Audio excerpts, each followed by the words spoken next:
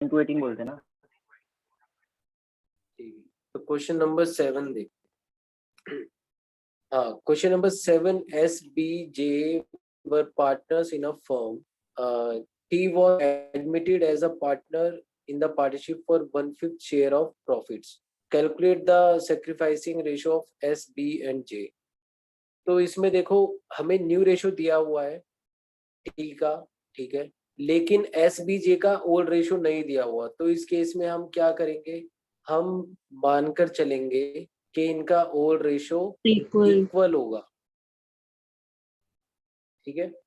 जब भी old ratio given ना हो तो उसको इक्वल मानो। और हम ये बहुत अच्छे से जानते हैं, एस, एक चीज और समझते हैं आज, एस बी जे, इनका ओल्ड रेशो हमने इक्वल माना, यानी 1/3, 1/3 और 1/3। टी को एडमिट किया और इसको 1/5 शेयर इन्होंने दिया। तो अगर हम इनका न्यू रेशो निकालेंगे तो कौन सा मेथड यूज करेंगे, रिमेनिंग शेयर। तो 1 - 1। हाँ, रिमेनिंग शेयर यूज करेंगे।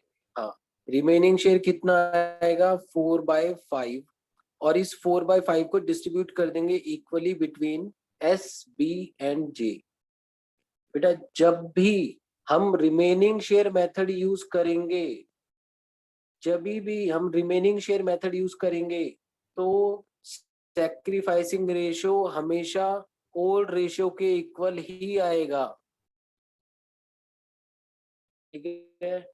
जब भी हम रिमेनिंग शेयर मेथड यूज करेंगे और इस रिमेनिंग शेयर को ओल्ड रेशियो में डिस्ट्रीब्यूट करेंगे तो इस केस में, ऐसे केसेस में ओल्ड रेशियो ही सैक्रिफाइसिंग रेशियो बन जाता है, ठीक है। तो हमें बार बार सैक्रिफाइसिंग रेशियो कैलकुलेट करने की जरूरत नहीं पड़ेगी, इसमें हमें प्लस माइनस करने की जरूरत नहीं पड़ेगी, हम डायरेक्ट बता सकते हैं, क्योंकि इसमें रिमेनिंग शेयर को हमने ओल्ड रेशियो में डिस्ट्रीब्यूट किया है। तो इस केस में सैक्रिफाइसिंग रेशियो भी 1:1:1 ही आएगा।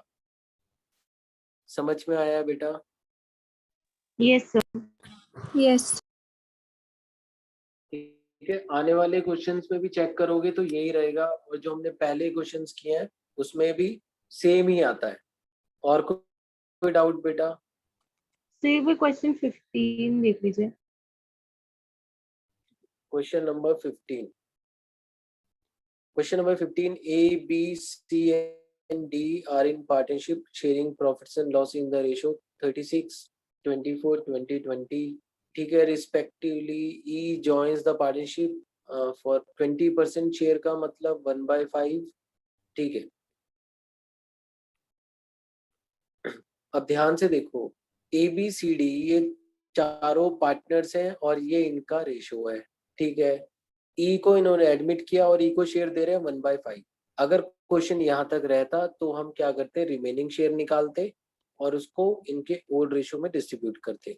लेकिन अब क्वेश्चन क्या कह रहा है कि ABCD का जो फ्यूचर रेशो होगा, इसमें ई नहीं है, इसमें सिर्फ ABCD है। ABCD का जो फ्यूचर रेशो होगा वो क्या होना चाहिए, ये रेशो होना चाहिए। और ये रेशो कब होगा, अब खुद ही देखो ना, ये रेशो कब होगा, जब हम रिमेनिंग शेयर को इस रेशो में डिस्ट्रीब्यूट करेंगे, ठीक है। जब हम रिमेनिंग शेयर को 3:4:2:1 में डिस्ट्रीब्यूट करेंगे तब इनका न्यू रेशो चारों का इतना ही रहेगा। तो सॉल्व कर लेते हैं इस क्वेश्चन को। Question number 15, A, B, C and D, तो इनका ओल्ड रेशो है हमारे पास 36/24/20 और 20। ये इनका ओल्ड रेशो है, चाहो तो इसको थोड़ा छोटा कर लेते हैं, 4 से डिवाइड हो जाएगा तो 9, 6, 5, 5, तो 9/25, 6/25, 5/25, 5/25। इन्होंने ई को एडमिट किया और ई का न्यू रेशो कितना है, 20/100, यानी 1/5, ठीक है। अब हमें इनका न्यू रेशो निकालना है और न्यू रेशो निकालने के लिए हम यूज करेंगे रिमेनिंग शेयर। रिमेनिंग शेयर कितना हो जाएगा 1 माइनस 1/5 यानी 4/5। अब हमें अगर कुछ भी इंफॉर्मेशन गिवन नहीं होती तो हम क्या करते 4/5 को ओल्ड रेशियो में डिस्ट्रीब्यूट करते। लेकिन अब क्वेश्चन कह रहा है कि ABCD का फ्यूचर रेशो कितना होना चाहिए 3/10, 4/10, 2/10, 1/10, 3/4, 2/1। तो हम इस रिमेनिंग शेयर को 3/4, 2/1 में डिस्ट्रीब्यूट करेंगे। 4/5 इंटू 3/10, 4/5 इंटू 4/10, 4/5 इंटू 2/10, 4/5 इंटू 1/10। तो इनका रेशो कितना आएगा? इनका रेशो आएगा 12/50, 16/50, 8/50 और 4/50 और ये 10/50। ये इनका न्यू रेशो हो गया। ठीक है, अब ध्यान से देखो, अगर हम सिर्फ ABCD का रेशो उठाएं तो ये कितना है? ये है 12/16/8/4। इसको छोटा कर लो, 4 से डिवाइड कर दो तो 3/4/2/1। तो इनका न्यू रेशो वही हो गया ना जो क्वेश्चन में कहा हुआ है हमें। Yes, sir. Yes, sir. चलो, और कोई डाउट बेटा? सर जितना ट्राई किए थे उनमें बस यही डाउट था। ठीक है, तो और किसी को कोई डाउट नहीं है तो हम आगे चल रहे हैं। सर मेरे को 20 के 6 पार्ट में था। कौन सा सही है? हम 10th 6 का पार्ट नहीं करा आपने 10 का 6th 6 पार्ट। पार्ट। अच्छा, तो 10th का 6th पार्ट है A and B are partners sharing profits in the ratio 5/3. C is admitted for 3/10 share profit. अब half of which was gifted by A, यानी 3/10 का हाफ A ने दिया है, तो ये A का सेक्रीफाइसिंग रेशो हो जाएगा 3/10 का हाफ। और बचा हुआ उसने C से उसने A और B दोनों से लिया है। ठीक है, बहुत इजी क्वेश्चन है, सही हम अगर इसको ध्यान से समझोगे। चलो, 5/3 इनका रेशो है 3/10।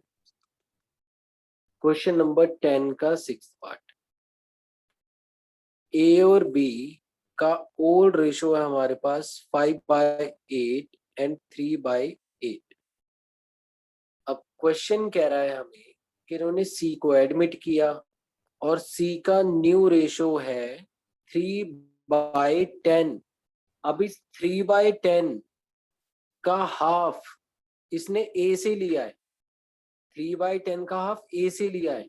ठीक है, तो 3/10 का हाफ क्या होगा 3/20। 3/10 इंटू 1/2 कर दो तो ये A का सेक्रीफाइसिंग है। ठीक है, अब कितना बचा रह गया 3/20 ही बचा रह गया अभी। वो इसने किससे लिया है? वो उसने A और B से लिया है इक्वली।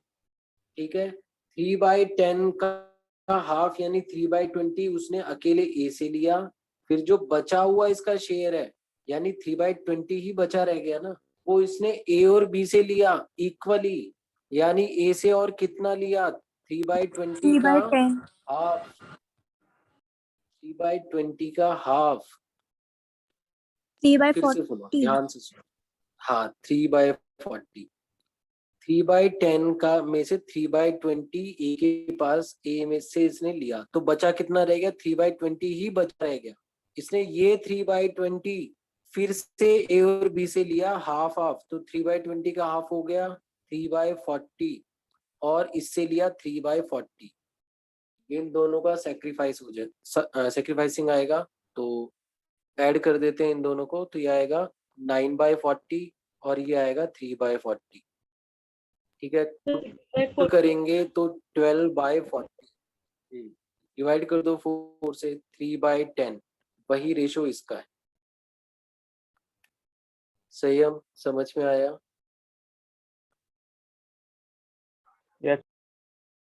अब क्या हम ए और बी का न्यू रेशियो निकाल सकते हैं? बहुत सिंपल है, ओल्ड में से इनका सैक्रिफाइसिंग माइनस कर दो तो हमारे पास इनका न्यू रेशियो भी आ जाएगा। चलो ठीक है, और कोई डाउट बेटा?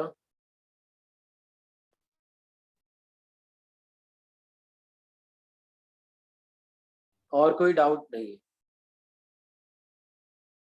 चलो तो स्टार्ट करते हैं हमारा आगे का टॉपिक। बहुत ध्यान से समझना, बहुत सिंपल टॉपिक है। तो सबसे पहले मुझे बताओ कि अभी तक हमने जो गुडविल का ट्रीटमेंट सीखा है उसके अंदर हमारी दो टाइप की गुडविल थी। ठीक है, जो हमने गुडविल सीखा है उसमें दो टाइप की गुडविल थी, परचेज्ड गुडविल और self generated goodwill. Purchased goodwill के साथ हम क्या करते हैं?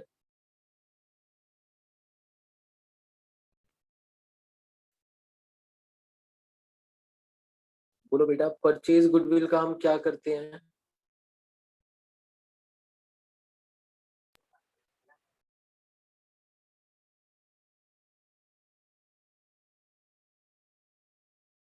किसी को भी नहीं मालूम? मैं कंफ्यूज हुआ तो बार दो दो चीजें हमें। परचेज गुडविल के साथ हम क्या करते हैं? अगर परचेज गुडविल क्या होती है, जो हमें बुक्स में गिवन होती है, तो उसका क्या ट्रीटमेंट किया है हमने अभी तक?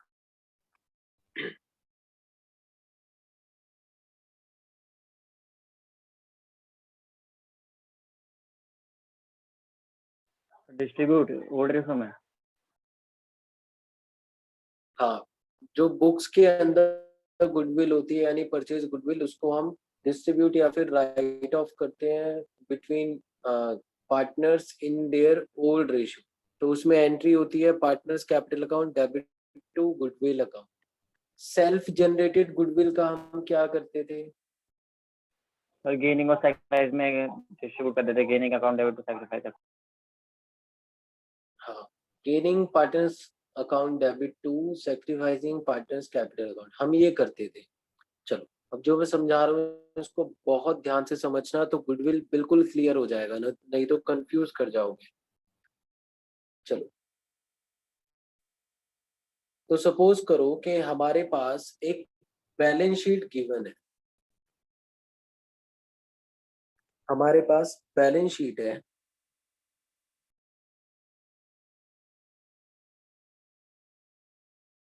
ए बी सी एंड कंपनी की।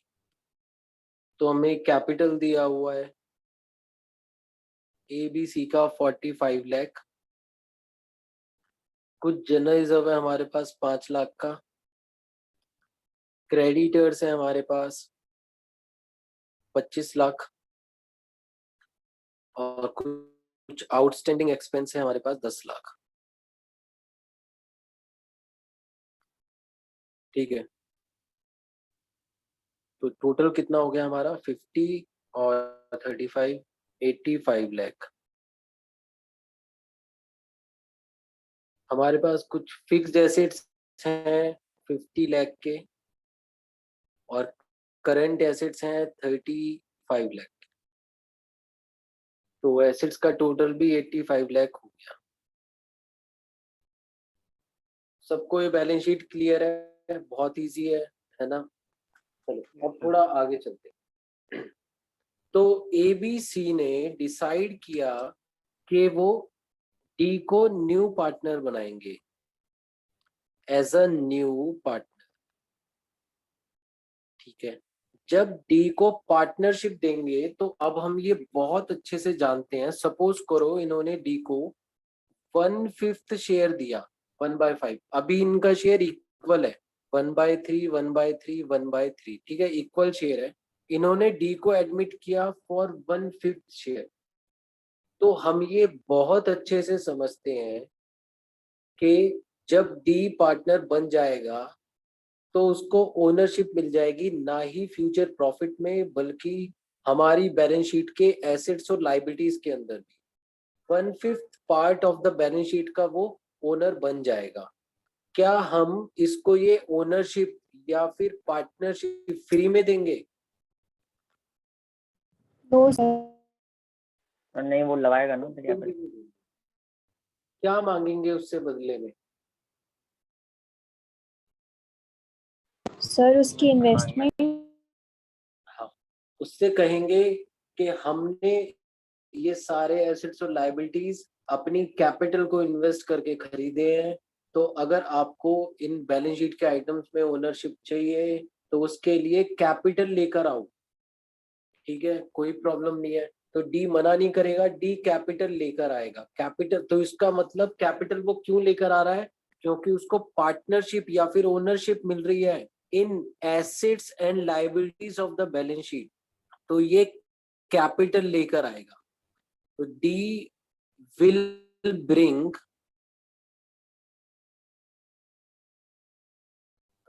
कैपिटल। ठीक है, कितनी लेकर आएगा ये क्वेश्चन में गिवन होगी। He will bring capital. ठीक है, चलो तो अब हमें समझ में आ गया कि कैपिटल क्यों लेकर आ रहा है, क्योंकि उसको बैलेंस शीट के एसेट्स और लायबिलिटीज में ओनरशिप मिल रही है, इसलिए वो कैपिटल लेकर आया। कोई प्रॉब्लम नहीं है। अब जो सेल्फ जनरेटेड गुडविल है वो हमारी बैलेंस शीट में नहीं है, वो out of the balance sheet है।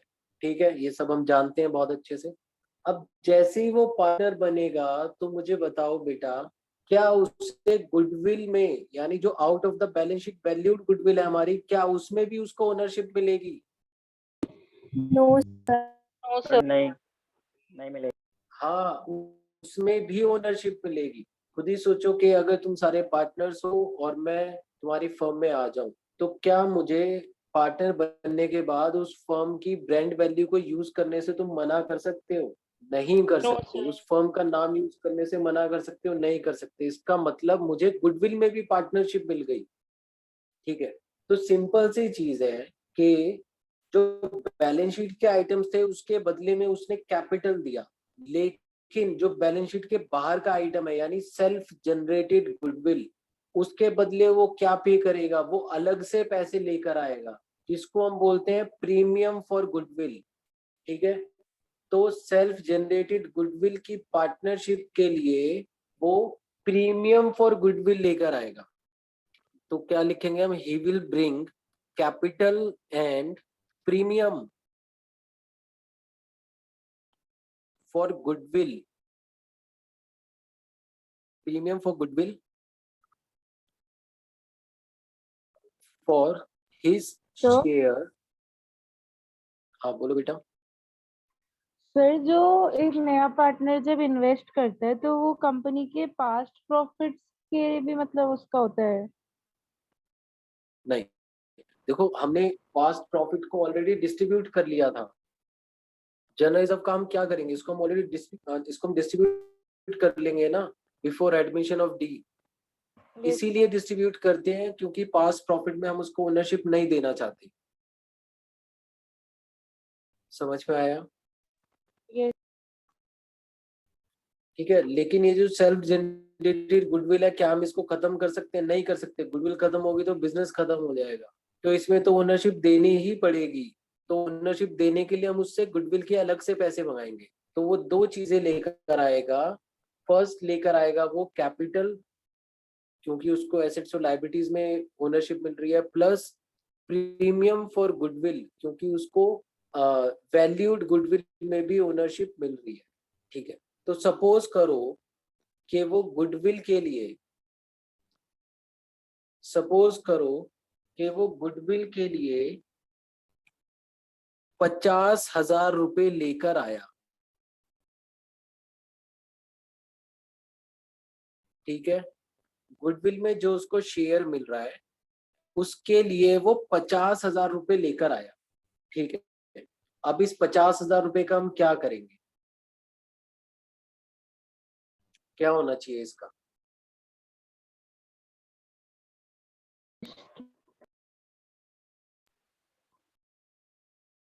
तो ये भी ऐड ऑन हो जाएंगे उसमें। अच्छा, जब हम पहले सेल्फ जनरेटेड गुडविल की एडजस्टमेंट करते थे तो हम गेनिंग पार्टनर को डेबिट करते थे, सैक्रिफाइसिंग पार्टनर्स को हम क्रेडिट करते थे। क्यों?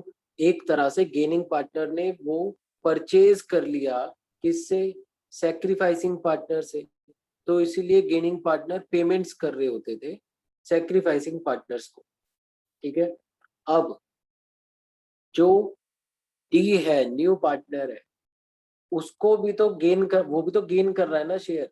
तो उसने जो गुडविल का शेयर भी लिया होगा, वो किससे लिया होगा? उन पार्टनर से जिन्होंने सेक्रीफाइस किया होगा। ठीक है। अपनी गुडविल का शेयर देने वाले कौन होंगे? वो सेक्रीफाइसिंग पार्टनर्स होंगे।